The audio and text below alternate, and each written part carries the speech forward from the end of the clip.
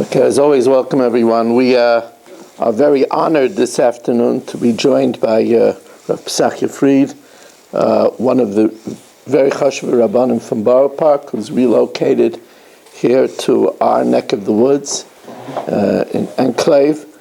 And I met him not once today, but twice today.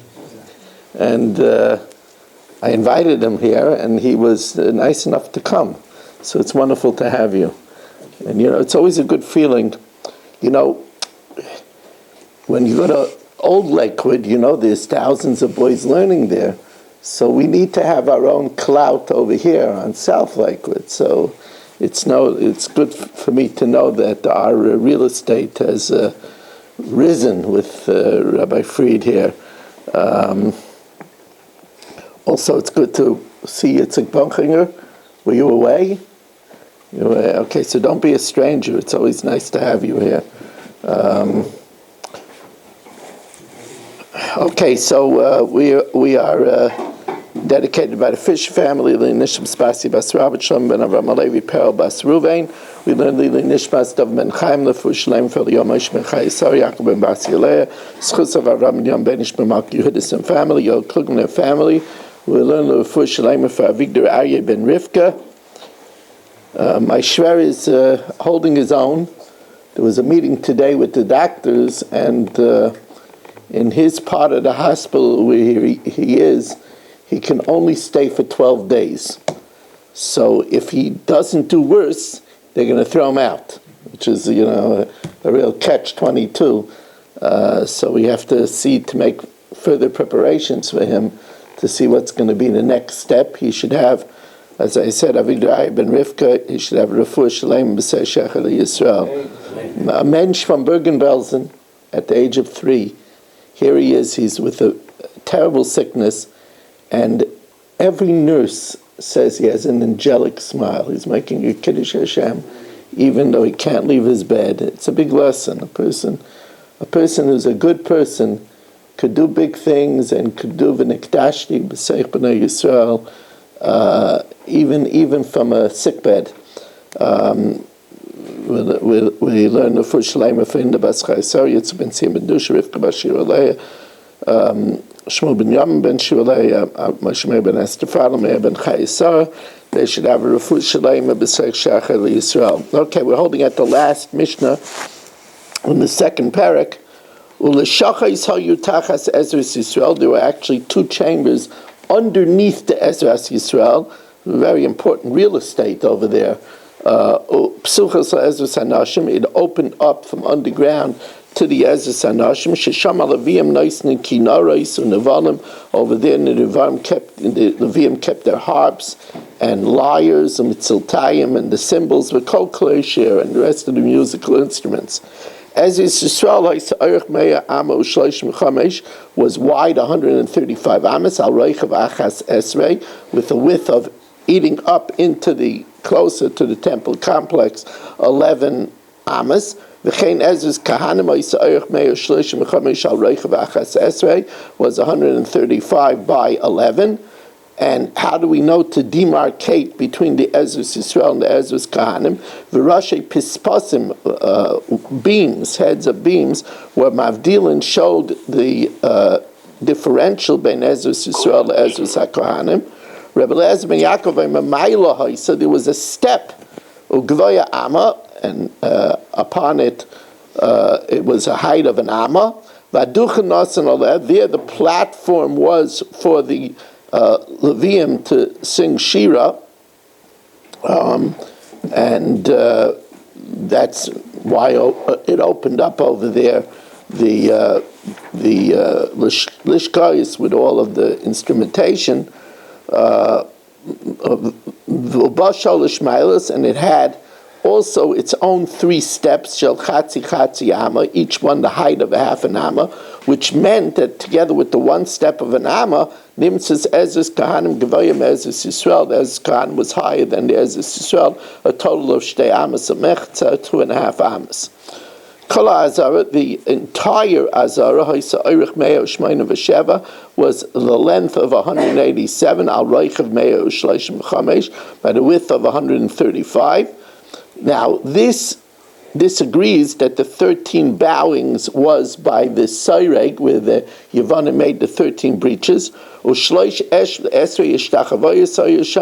There were 13 bowings connected the 13 gates of the courtyard, and Sh'arm Draimium, the most southernmost gates, Smuchen Lamariv, starting from the back, starting from the west, the Shar HaElyon, the upper gate, then there was the Shar HaDelek, the gate where they brought in the wood, the Shar B'cheres, because since the B'cheres was Kachim Kalim, so they brought that into the south because it didn't have to be shechted from the north. Shar HaMayim, the water gate, so there are different reasons why it's called water gate, as we will see. V'lama, nothing to do with Nixon. Now, V'lama Nikra Shmai Shar HaMayim, Shebai Machnisin Sucha Shal Mayim Shal Nisa Chachag. There they brought through that gate the jug of water that they used for the Nisach HaMayim, Rabbi Eliezer ben Yaakov Eimer, or Boy HaMayim Mefachim. From there, the future water that would come from under the Miftan Habayis would exit as it widened through that gate, and from there it was the size of a jug, Vasidin Lias Yaitzin, which was destined to come out, Mitachas Miftan Habayis, from under the threshold of the house. Corresponding to these gates in the north, there were parallel gates. The gates in the south, there were parallel gates in the north. Smuch Lamariv, again, starting from the west, there was Shar Yechanya, where he left when he was exiled. Shar HaKarban, that's where Kachei Kachim came in, because Kachei Kachim had to be done on the north. Shar HaNashim, where the women came in, and Shar HaShir. And the Shar HaShir was the song gate. V'lama Nikra Shmai Shar Yechanya. Why was it called Shar Yechanya?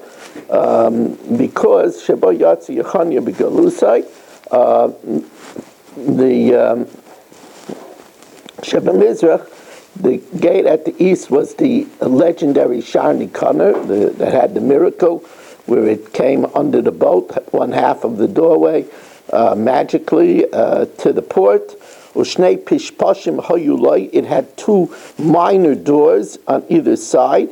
Echad miyamina ve'echad mismaila, one to its right, one to its left. Ushnaim b'mariv, and two were in the back, in the west. It didn't have names. Now, the third parak starts out first with the plan of the Mizbeach. HaMizbeach hayushloish mishtayim al shloish mishtayim. The Mizbeach started at the bottom, 32 by 32 amas, and then it kept on indenting. Allah Amma, it went up an Amma, the Konas Amma, and it indented an Amma, so that's an Amma on each side, so it takes off 2 Ammas from the amount. Zayah side, that indentation formed the base. Nimsa now, after it indented on both sides, it became, instead of 32 by 32, it became Shloshim al Shloshim. Then Allah Chamesh went up another 5 Anos, Vikanas Amma, and indented an Amma. Zayah, that's the ledge. So now, since it indented again an Amma on either side, so now it's 28 by 28. Nimsa Esrim Shmaina al Esrim Shmaina. The 4 corners on the 4 sides of the Mizbeach, this was Amma Mizeh, Amma Mizeh was an Amma by an Amma. So now if you count that again, you're indenting another 2 Ammas. So then, Nimsa Esem B'Sheish al Esem B'Sheish, it's 26 by 26. Then there's a walkway for the Kahanim around the pyre within the Kronos. Hilach Raglei HaKahanim Am Mizeh v'Am Mizeh, thereby giving us now a inner amount for the pyre of 24 by 24. Nimsa Esem V'Arba, Al Esem V'Arba is Mekayim HaMa'aracha, the place of the pyre. Actually, we know there was more than one pyre. They made a pyre also for the Ketairis. There was a third pyre as well. Amar Rabbi Yaisi says, initially when Shlomo HaMelech built the Mizbeach, it was only 28 by 28. Now from 32 it went to 24. So that's 8. So if it was 28 by 28, then it went to 20 by 20. as the Mishnah proceeds to tell us.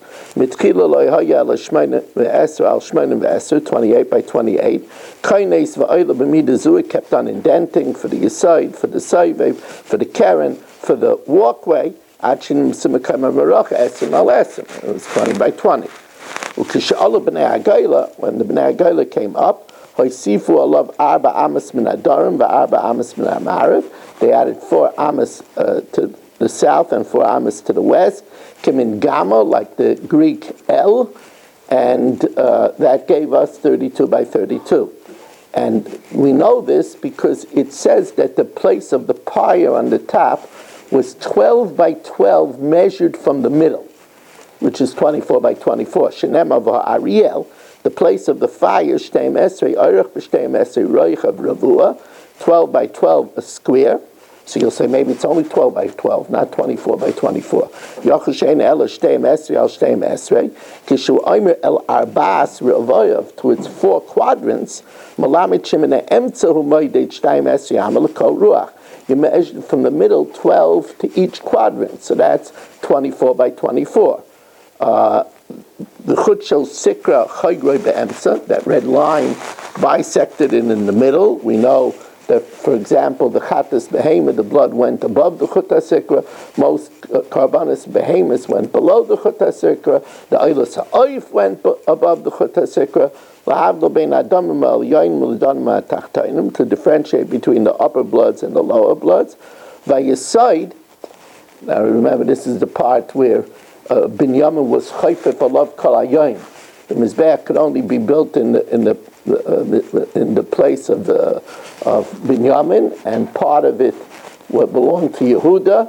So Vayesod Yimahalach al pnei kol hatzafim al pnei kol hamarav, went along the entire north and the entire west. V'oicha b'daram ama achas, and it was an ama achas in the south. Over mizrach ama achas, and it snaked an ama achas on the east. Whoa, 2 long Mishnayos. I really have to apologize to Rabbi Fried because I didn't tell him that there was Mishnah Yomis in between Mincha and Marav. Usually it's faster than this. This was very long Mishnah Yomis. As you know, we won't be able to count Sfira because it's too early. So you should remember that last night was Chayitz 11. Last night was 18. Daf Yomi again will be at 8:20. I will be sending out again money to Beitar May 1st. So still, if anybody wants to give in some money for Beitar, they can. I do thank. We brought in already for the appeal that we had extra $1,200. So I'm glad that it gives us a little cushion with the money that we send to Beitar every month. What else? Again, if you're interested in dedicating part of the Bima, please let Rich know. Also, Rich is working assiduously on the plaques for the yard site, and if you are interested in dedicating a plaque for our new yard site board, please talk to Rich. There's a reason why he's called Richie Rich,